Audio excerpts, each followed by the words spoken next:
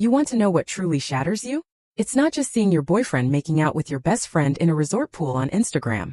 It's the moment you realize that all the tears you didn't shed for him are now replaced by a burning incandescent rage for her. My heart didn't break that day, it hardened. And honestly, I'm not even sad anymore. I'm utterly, completely pissed. Let me rewind a bit because this isn't just about a vacation fling. This is about a betrayal so deep, so calculated, it still makes my stomach churn when I think about it. 3 weeks before that infamous Instagram story, Brian, my boyfriend of 2 years, waltzed into my apartment. The apartment he'd basically been living in rent-free, by the way, and dropped a bomb. He needed space. He was overwhelmed, stressed with work, and needed time to figure things out. My stomach nodded. I looked him dead in the eye and asked if this was a breakup. He swore on everything he held dear that it wasn't. I love you, he insisted. I just need a couple of weeks alone, clear my head. I'll stay at my brother Steven's. We'll keep contact minimal. I stared at him, a part of me already knowing this was a lie, but I wasn't going to beg.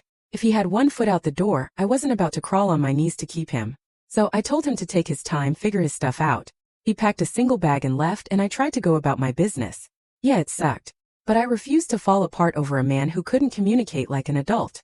And who was right there by my side, pouring wine, offering endless comfort during those agonizing weeks. Emily.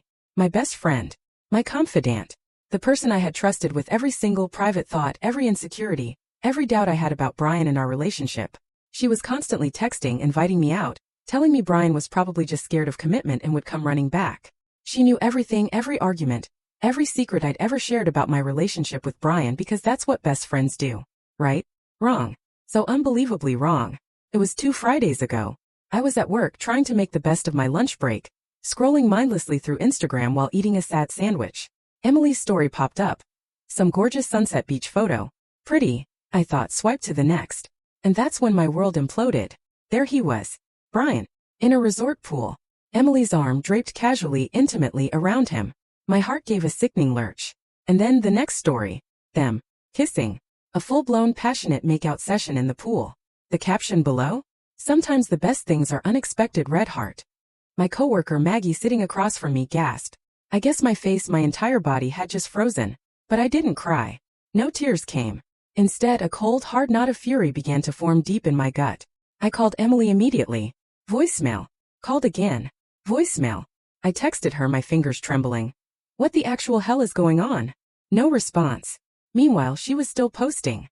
Them at a swim-up bar laughing. Them on the beach living their best life. I called Brian. Straight to voicemail. I left a message, my voice tight with a control I didn't feel, telling him to call me back now. Maggie, bless her heart, wanted to send me home. But I refused. Absolutely not. They weren't going to steal another moment, another thought, another tear from me. I finished my entire shift powered purely by a growing, simmering rage. That night, the moment I got home, I didn't curl up in a ball. I opened my laptop. I became a detective. And the signs, oh God, the signs were everywhere once I knew what I was looking for. Brian commenting on Emily's gym selfies months ago. Her posting from coffee shops suspiciously close to his work. Flirty little comments between them that I'd naively brushed off as harmless banter. They'd been building this twisted relationship, brick by brick, right under my unsuspecting nose. My sister Josie, who lives in Seattle, was ready to drive down and commit actual murder. I told her to calm down. I had this handled. I didn't know how yet, but I knew I wasn't going to just sit around and feel sorry for myself. I wasn't going to let them win. That whole weekend they paraded their love story all over social media. Beach photos, romantic dinners, couples massages. Not a single call or text from me was answered. Just radio silence while they rubbed their betrayal in my face. But something in me had clicked. I wasn't hurt anymore. I was calculating. By the way, if you're still hooked on this wild ride, make sure to hit that subscribe button. Trust me, the twists keep coming, and you don't want to miss what happens next. The following Wednesday, Emily finally called. Her voice was syrupy sweet, oozing fake sincerity. Oh, I'm so sorry, things just happened. Brian and I have been talking for months, developed feelings. She said it so casually, like she was describing a new TV show. She explained how they connected while Brian was figuring things out, how they couldn't ignore their feelings. And then the ultimate slap in the face. She said Brian had been unhappy with me for almost a year, that our relationship was basically over anyway, and she was actually doing me a favor by helping him move on, that I should, eventually, be happy for them. I actually laughed. A cold, hollow sound. You're delusional, I told her and hung up. Then I called Brian. He actually answered this time, launching into his own pathetic explanation. Never meant to hurt you. Feelings just develop. Emily and I just fit in a way we never did. I cut him off. Were you using my best friend to gather information about me? He paused. Then he admitted it. Emily had shared things I told her in confidence. My fears, my relationship concerns, all of it. He said it helped him understand my perspective better. He used my vulnerabilities given freely to my best friend as an exit strategy. I asked him if his space was just a trial run for a relationship with Emily. He got quiet, then mumbled, "It's complicated." But during that complicated time, he realized Emily was what he wanted. I told him we were done, finished, and he could figure out how to get his stuff because he was never stepping foot in my apartment again. He started to beg, asking to talk in person, explain properly. I simply said, "Absolutely not." And I hung up. And here's where I probably surprise you. I didn't cry. Not a single tear. I didn't fall apart. I got strategic. I walked through my apartment, gathered every single one of Brian's belongings, and boxed them up. I called Steven, Brian's brother, who was genuinely apologetic and shocked. He had no idea Brian was in Florida. Even he had been lied to. I deleted every photo, every digital trace of Brian from my life. That night I slept better than I had in weeks. The next few days I hit the gym, deep cleaned my apartment, rearranged furniture until it felt like my space again, not the one we'd shared.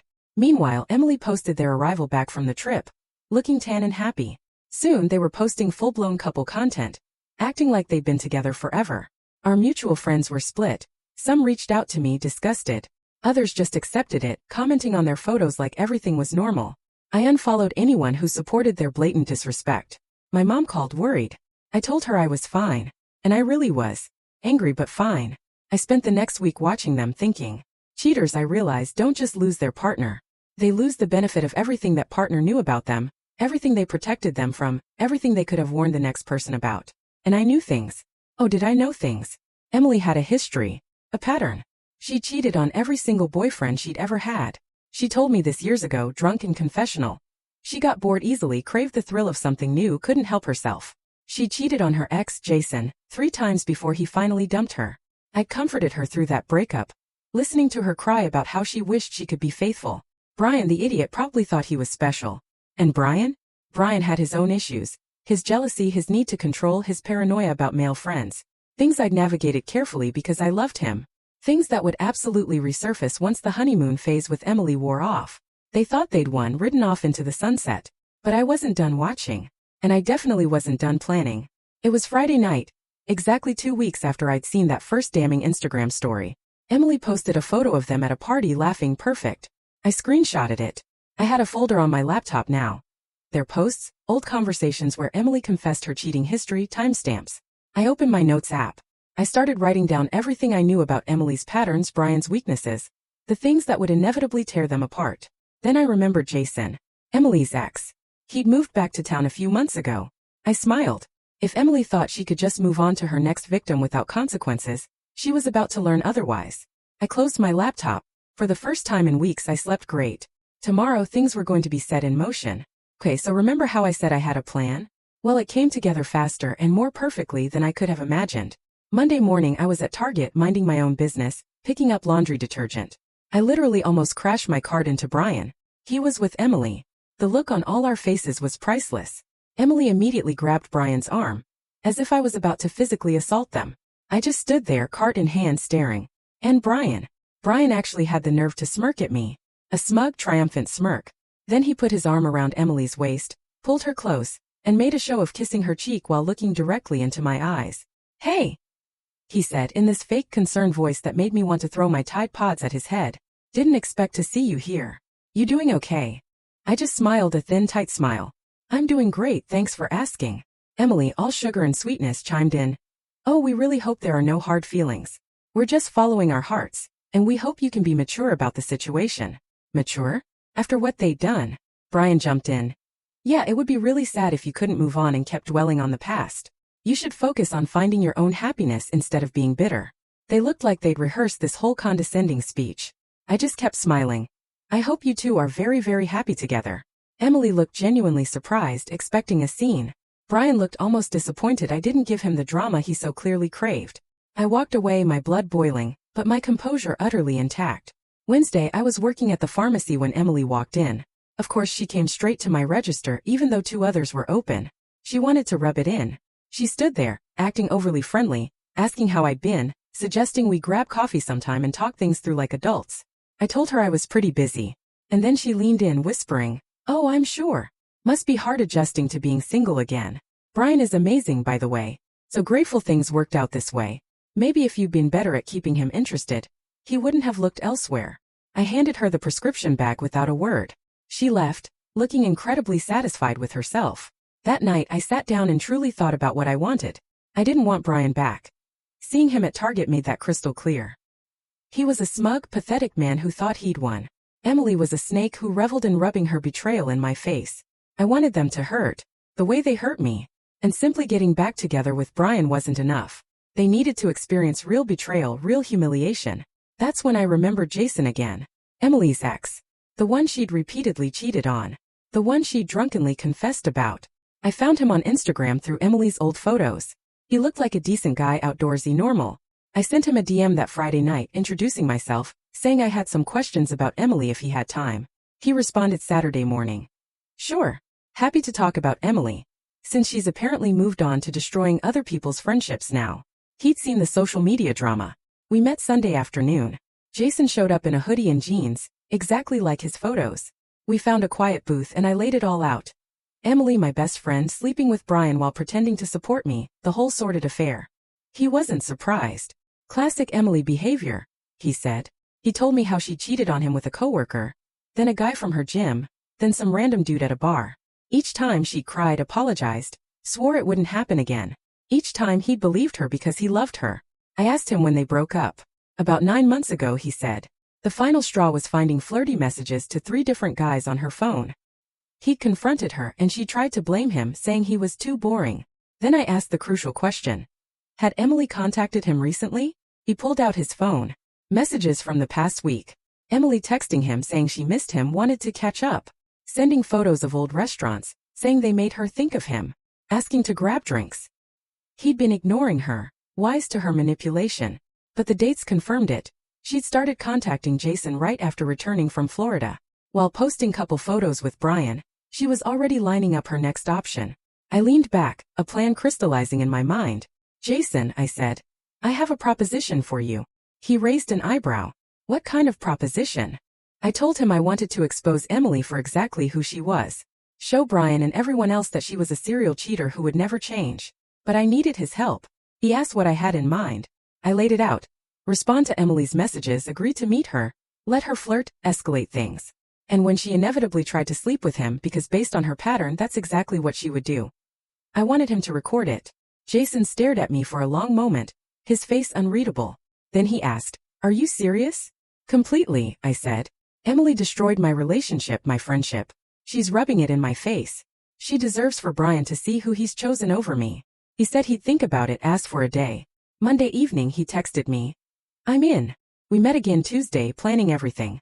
Jason showed me Emily's latest texts. She was so glad he'd responded. Definitely get together soon. She had a lot to tell him. The flirtation was palpable. I told Jason to suggest meeting Thursday for drinks somewhere public, but with booths for privacy. He sent the message while we sat there. Emily agreed immediately. We spent the next hour meticulously going over the plan. Jason would meet her, let her talk, flirt.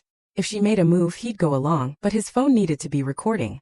I gave him specific instructions on how to position it. He looked at me. "Are you sure about this?" "Absolutely," I said. Emily made her choices. She betrayed me, humiliated me, and is now actively taunting me while lining up her next victim. She deserves whatever is coming. Wednesday I saw Brian and Emily at the grocery store. I heard Brian before I saw him. He was loudly telling Emily how pathetic I seemed at Target, how I was barely holding it together.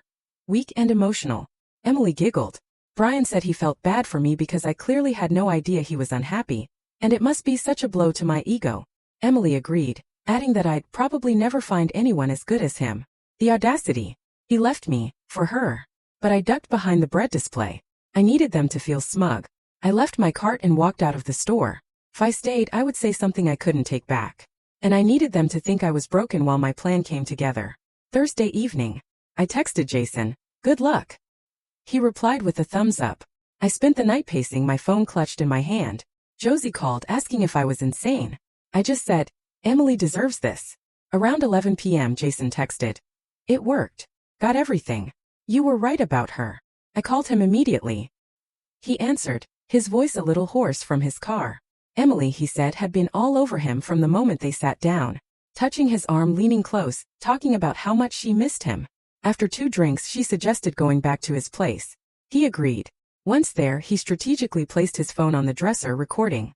Emily had absolutely gone for it. Kissed him, started taking off clothes, the whole thing. All on video. He said watching it back was surreal. Exactly the Emily I remembered. Impulsive, selfish, unable to control herself. I asked what she said afterward. He laughed, a bitter sound. She'd laid there talking about how she'd made a mistake getting back with Brian, how she'd never really gotten over Jason, how maybe they should try again. He played along. She'd gotten dressed and left, kissing him at the door, promising to text him tomorrow. I told him to sit on the video for now. I was still figuring out the exact moment to drop this bomb. I needed maximum impact. Friday morning, Emily came into the pharmacy again. She looked extra happy, practically glowing. She walked straight to my register, beaming, talking about how amazing her life was, how in love she and Brian were.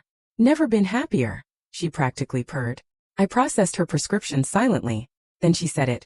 Brian told me you looked really sad at Target, and it made me feel a little bad. So, I wanted to let you know I hope you find someone eventually. Maybe if you worked on yourself, figured out why you couldn't keep a man interested, you'd have better luck. I handed her the bag and smiled.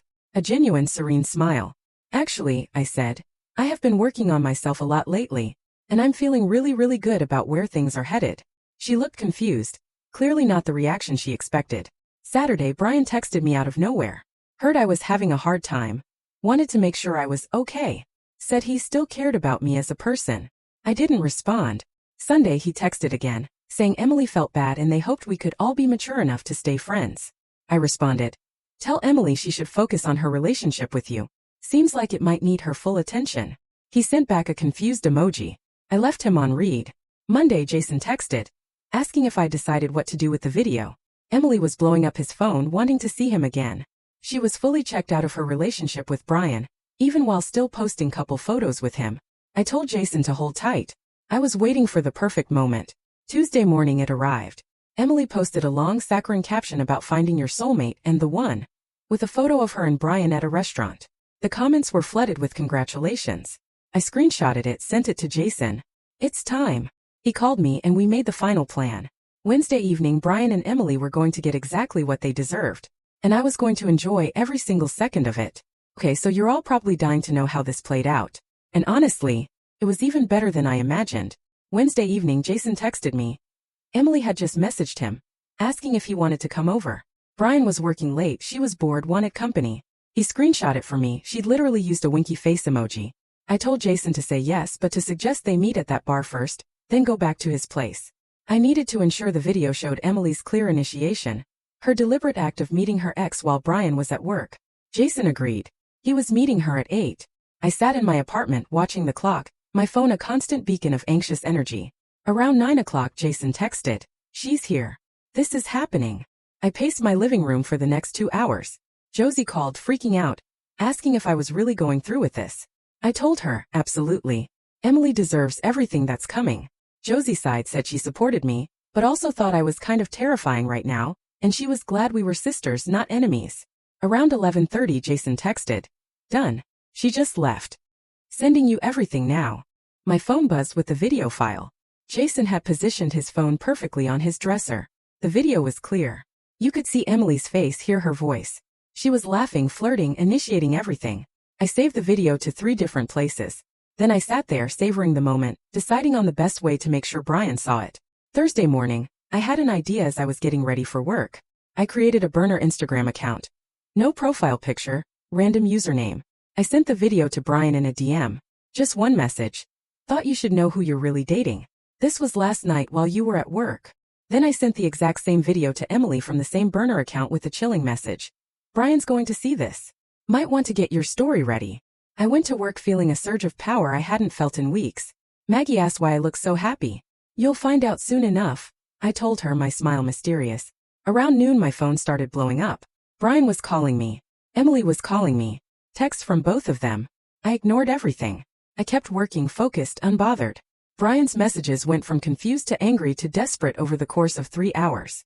He called me 11 times, Left voicemails ranging from asking what was going on, to demanding I call him back, to literally begging me to pick up. Emily's messages were different. She started by asking what I'd done, then moved to threatening me, then trying to play victim, saying I was ruining her life, and a terrible person for recording her without permission. I didn't respond. Around 4 o'clock my manager Blake pulled me aside. "You're getting a lot of personal calls and texts. Is everything okay?" I just smiled. "Everything's fine, Blake. Just some drama with my ex. It'll blow over." He just nodded. "Okay. But maybe put your phone on silent for the rest of your shift." When I finally got off work at 6, I had 43 missed calls and over 100 texts. Most from Brian, some from Emily. I got in my car and finally listened to Brian's voicemails. The first few were him pleading for me to call. Then they got angrier. Him saying I was a psycho for sending that video, demanding to know where I got it, asking if I'd hired someone to follow Emily. Then the tone shifted completely. Voicemail number 8 was him sobbing. Actual broken crying. His voice cracking, barely coherent. He said he'd confronted Emily about the video, and she'd admitted it was real. Admitted she'd slept with Jason Wednesday night. Admitted she'd been texting him for weeks. He wailed that everything he'd left me for was a complete lie. He begged me to call him back, saying he needed to talk to someone who understood him, that I was the only person who really knew him, and he'd made the biggest mistake of his life. Voicemail 9 was him saying Emily had tried to blame me, saying I'd somehow set this whole thing up and manipulated Jason into sleeping with her. That I was obsessed with ruining their relationship because I couldn't handle being alone. Brian said he told her that was insane, but then he started wondering if maybe I had been involved, and could I please just call him and explain? Voicemail 10 was back to sobbing. He said Emily had admitted she cheated on all her exes, that she couldn't help herself, she got bored easily, she'd probably never be faithful to anyone. He said he felt like an idiot for believing she was different with him. I sat in my car in the pharmacy parking lot, listening to this man completely fall apart. And I felt nothing. No sympathy. No satisfaction, not really. Just this cold, hard certainty that he deserved every single second of this pain. I deleted all the voicemails without responding. Emily's texts were a different story. She started by calling me every name in the book. Psychotic, orchestrator, obsessed. Then she switched tactics, trying to play victim, saying she'd made a mistake. But everyone makes mistakes, and I was being vindictive and cruel. That real friends forgive each other, and we could work through this. That Brian had believed her, that it was all my fault, and we could both move past this if I just admit what I'd done. Except apparently Brian didn't believe her, because his messages told a completely different story. Then she got desperate. Said she was sorry for everything, that she knew she'd hurt me, but this was too far. That ruining her relationship was petty and immature, and I should be ashamed of myself for sinking to this level. I finally responded to her with one message. You ruined your own relationship the second you decided to cheat, just like you've ruined every relationship you've ever had. I didn't make you sleep with Jason. You did that all by yourself. She tried calling me immediately. I declined, and then I blocked her number. Friday morning, Brian showed up at my apartment. I'd just gotten out of the shower when I heard frantic pounding on my door. I looked through the peephole. There he was, a mess. I opened the door but didn't let him in. He immediately started talking, words tumbling out so fast I could barely follow. He'd ended things with Emily. She was a liar, a cheater. He never should have believed anything she said. She'd manipulated both of us and played us against each other. I crossed my arms. Why are you here, Brian? He looked desperate. He said he needed me, that I was the only good thing he'd ever had, and he'd thrown it away for someone who never cared about him. He insisted Emily had used him to get back at me, and he'd been too stupid to see it. That everything she told him about our relationship being broken was a lie because she wanted to justify her own actions. I just stared at him. Brian, do you really think Emily manipulated you? Or is it maybe just easier to believe that than to admit you were a cheater who destroyed his relationship for someone who seemed exciting and new? He started to stutter, trying to say it wasn't like that. Emily had pursued him. She'd made him feel things he'd never felt before. Then he caught himself, his voice cracking. But none of that matters because it was all fake. You're the one I really loved. Can we please just talk about fixing this? I looked at this man who'd shared my bed for years, who I trusted completely, who'd betrayed me in the worst possible way. And I felt absolutely nothing for him. No love. No hate. Just a vast, empty indifference. There is nothing to fix, Brian. I told him, my voice calm, steady. You made your choice when you asked for space to explore your feelings for my best friend. What happened with Emily is exactly what you deserved, and I want no part of your mess. He started to cry, actual tears streaming down his face, standing right there in my doorway. He said he'd lost everything. His relationship, his friends who were taking my side, his self-respect. Emily had already moved on, apparently talking to Jason about getting back together, while he had nobody. He begged me, said I was his only chance at happiness, pleaded for another chance. I hope you learned something from this, Brian, I said, my voice unwavering. Actions have consequences. You don't get to treat people like garbage and then come crawling back when it doesn't work out. Emily showed you exactly who she was, someone who would cheat without hesitation. And you chose to believe you were special enough to be the exception. Now you know better. He kept trying to argue, kept saying we could go to couples therapy, he'd do anything. I cut him off. The conversation is over. Leave and don't contact me again. He stood there for another minute, looking lost and utterly broken. Then he finally turned and walked away. Saturday, Josie drove down from Seattle to check on me. She said she was proud of me for standing my ground, but also mildly concerned about my revenge plot. I told her it wasn't revenge. It was just exposing the truth. Emily was always going to cheat on Brian eventually. I just helped speed up the timeline. Josie laughed and said I was kind of scary when I wanted to be. And she was taking notes for if she ever needed to handle a cheating boyfriend. We spent the afternoon shopping, getting our nails done. It felt amazing to just exist without the weight of Brian and Emily's betrayal hanging over me. I posted photos of us on Instagram, not giving a single thought to whether they'd see it. Sunday, Jason texted me, saying Emily had been blowing up his phone all weekend. Apparently, she tried to tell Brian that Jason had pursued her, manipulated her into cheating, trying to make herself the victim. Brian hadn't believed her.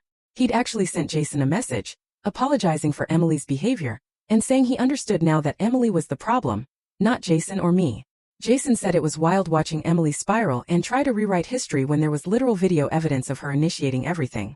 He asked if I felt satisfied. Absolutely, I told him. Emily got exposed. Brian got exactly what he deserved. And I get to move on knowing I made them both face consequences for their actions. Thursday, Brian sent me a message on Instagram from what looked like a burner account. Said he was moving in with his brother permanently because he couldn't stand being in town, where everything reminded him of his mistakes. That he'd probably always love me and regret what he did. And he hoped someday I could forgive him, even if I never wanted to see him again. I didn't respond. I just blocked that account too. Friday, I was at the grocery store when I ran into Emily's friend, Deborah. She stopped me in the frozen food aisle. I braced myself for her to defend Emily, but instead Deborah said she'd always known Emily had problems with cheating, and she was glad someone finally called her out on it. That Emily had destroyed too many relationships with her inability to stay faithful, and maybe this would finally be her wake-up call. So yeah, that's the end of the story. And to Brian and Emily, if you're somehow reading this, I truly hope those 2 weeks in Florida were amazing, because that's all you got before reality came crashing down. I know this is a wild story, but it made me wonder, have you ever been in a situation where you felt betrayed, but instead of breaking down, you found your strength and fought back for your own truth? Tell me what you think, or what you would have done in my place in the comments below. I really want to hear your thoughts. ***,